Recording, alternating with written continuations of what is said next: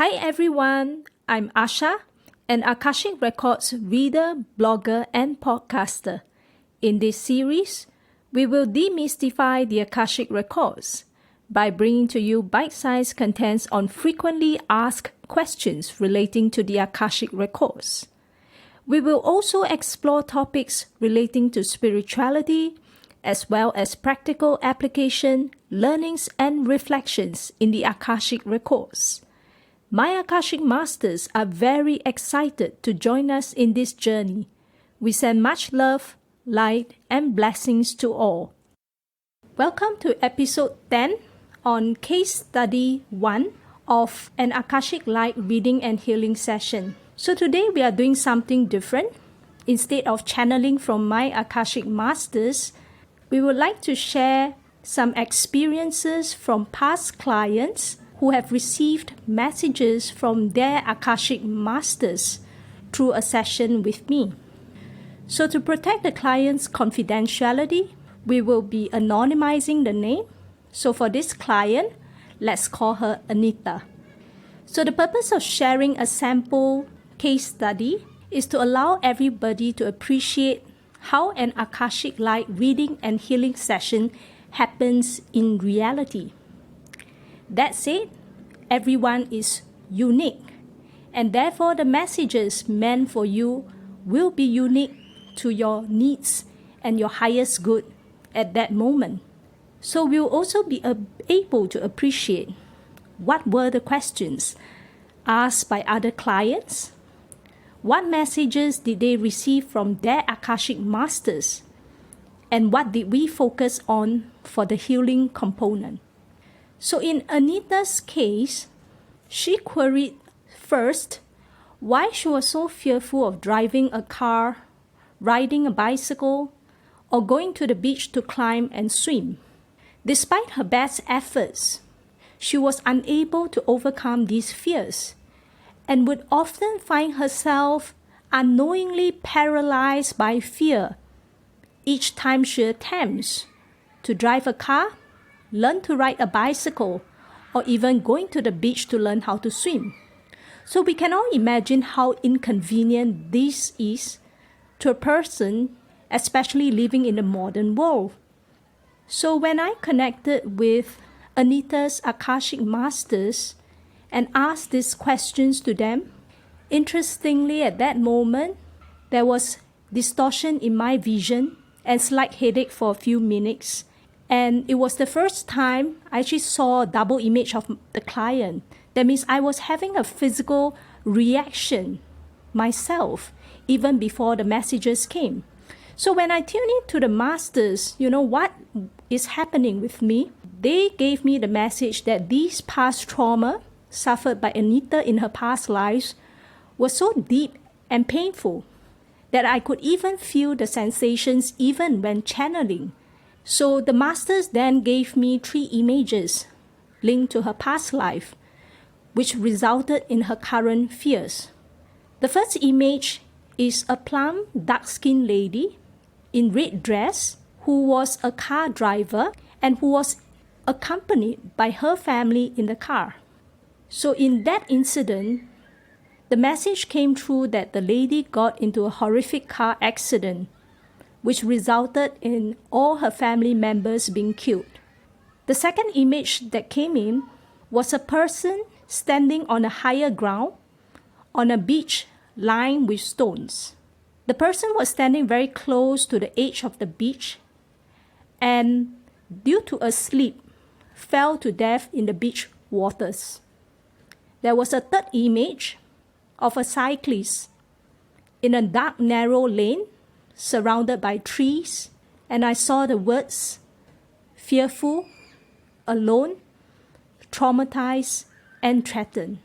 So due to these unresolved fears and past life experiences stored in Anita's subconscious and even unconscious mind, this resulted in unexplainable fears being triggered each time she attempts to do similar activities in this present life.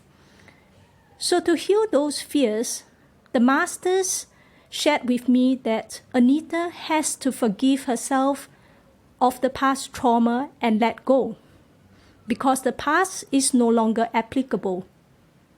And in this session, it was a precious opportunity for us, through Master's help, to help her release these fears lodged in her system. On the client's next query, she shared that she has difficulties managing her day every day because she often feels very lethargic, and she wanted to know practically what can she do. So on this query, her master shared with me that Anita often feels lethargic because she is often very anxious and stressed at work. She is a night person, and her golden time is from 9 p.m. to 10 p.m., which is a golden opportunity for her to do inner work. Slot in daily meditation of 15 minutes for a start. Anita resonated with these messages as she shared with me that she is actually a night owl. She sleeps at 2 a.m. every night. And interestingly, as the night goes on, she feels more awake at night. The masters also suggested for her to put away her phone, especially during the golden time for her from 9 p.m. to 10 p.m. to do some inner work. And masters also shared for her to try to sleep from 11 p.m. to 6 a.m. every day.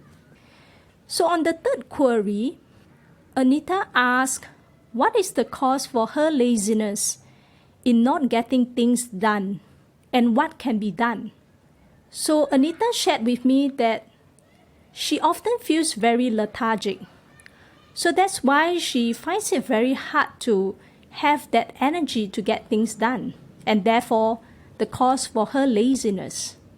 So she previously had another reading by a reader who told her that it is due to the remnants of energy left in her body from the typhoid fever she had in the past. So according to that reader, she was told to shake her hips. For example, take up dance classes to shake away the excess energy. So when she was relating her story, her masters told me that actually the reader's views are not that true, and her issue with her laziness actually stems from her having too high standards or expectations on herself. And what she really needs to do is to know that right where she is and whatever she is doing, she is good enough. As for Anita's lethargy, Masters suggested for her to consider doing a gentle form of yoga during sunrise to feel more energetic throughout the day. So on the fourth query, Anita also asked me how she can better cope with her friendships. So after she asked the question, her masters came in fast and furious with messages like there are toxic relationships, there are abusive words being shared with her from such friendships. She really needs to protect and nurture herself. And in her case, being alone is well. So client resonated with these messages, and she shared with me how fearful she was of picking up her friends' calls, and she's actually trying her best to distance herself from them. So in this context, when I check in with the masters, they shared that her fear in this case was due to her selfless giving till nothing is left of herself. And they advised her to really focus on loving herself first. She feels so tired because she is putting herself in a relationship that is energetically imbalanced and energetically depleting herself. So that means she's actually giving more of herself to others than she is receiving in return. So there's no balance for her. And also at a deeper level, it stems from the client's fears that if she doesn't give, she will be abandoned by her friends. And in this context, her Akashic Master shared with me an image. So it was an image of a pot of flower growing alone, but growing very well and very beautifully, sheltered under an umbrella. So the message for that image is, it is okay to be alone. Love and take care of yourself first. On Anita's last question, she asked how she can improve herself to attract the right relationship. So Anita shared with me that she is very conscious of her physical looks. She finds her skin very dry. She feels that she has hair everywhere. She doesn't look as attractive. She finds it very difficult to attract the right guy, and also very fearful of the relationship not working out in the end. So her masters responded that you are perfect who you are. There is no need to change. As for her past failed relationships, the knowing was that these are karmic lessons for her to draw in people who want sex only. So client resonated with that for her past relationships, but she shared that for this latest one that didn't turn out well, she felt there was mutual love and connection. So is there something more to it? So when I tune into the masters, they said that the guy is not suitable, the timing is not right between both of them, and to assure her to wait for the universe to bring in the right guy for her. And I also received clear insight for her to focus on doing inner work on herself first. The masters shared that we tend to draw in people, be it friends or relationships, that resonate with us in some way. So if Anita works on herself diligently from now onwards, she will increase her vibrational frequency and draw in people of higher frequency due to resonance. And importantly, through working on herself, she will have more confidence, love and light within herself, such that all these issues of people not liking her will not matter, because she will know that she is perfect as she is.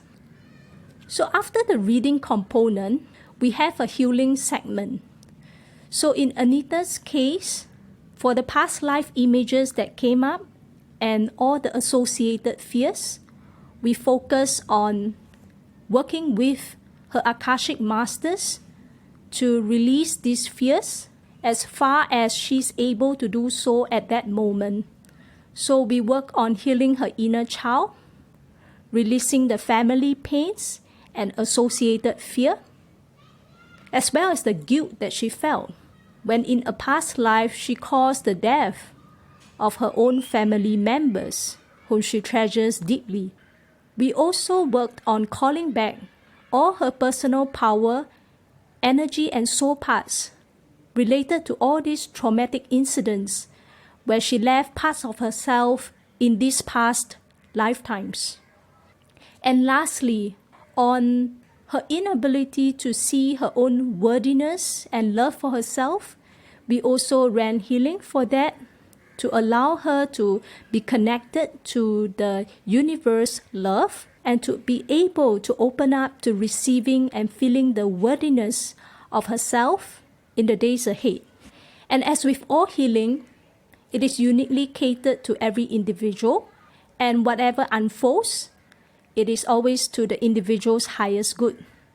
So some clients may experience healing quickly in certain aspects of their life, some takes a long time, and some may not have visible results as they imagined or they intended or expected it to be. So whatever the case, the masters like to share that just trust that the healing that takes place during each session is meant for you, perfect for you, aligned to your highest good at that moment. Thank you for tuning in to this podcast. If you would like to read about my dialogues and reflections with the Akashic Masters, you can visit my free blog at asha-akashicrecords.com. Till next time, take care.